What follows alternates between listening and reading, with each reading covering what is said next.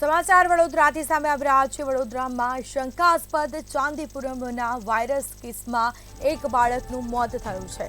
આ સાથે સયાજીમાં શંકાસ્પદ ચાંદીપુરાની સારવાર લેતા બાળકનું મોત થયું।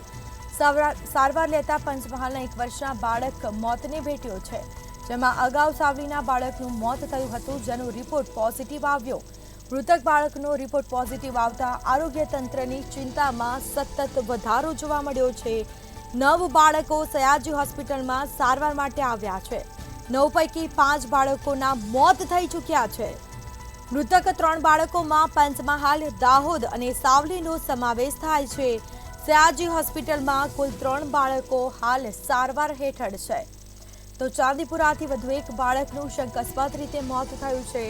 બીજી તરફ અગાઉ પણ સાવલીના બાળકનું મોત થયું હતું અને તેનો પણ રિપોર્ટ પોઝિટિવ આવ્યો।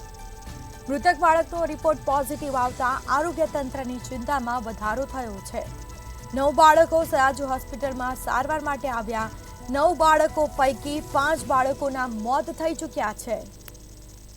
તો શંકાસ્પદ ચાંદીપુરમના જે કેસ છે, વાયરસના કેસ છે, તેમાં વધારો થઈ રહ્યો છે। બીજી તરફ વધુ એક બાળકનું મોત થયું છે।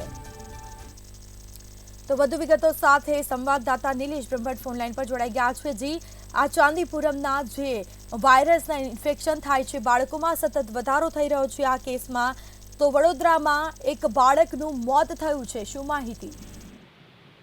જી સ્મિતા, વડોદરા શહેરની સયાજી હોસ્પિટલમાં શંકાસ્પદ ચાંદીપુરમ વાયરસની સારવાર લઈ રહેલા વધુ એક બાળકનું મોત થયું છે। શંકાસ્પદ ચાંદીપુરમ વાયરસની સારવાર લઈ રહેલો એક બાળક પંચમહાલનો છે અને 1 તારીખે સાવલીના એક બાળકનું પણ મોત થયું હતું, જેનો રિપોર્ટ હવે પોઝિટિવ આવ્યો છે।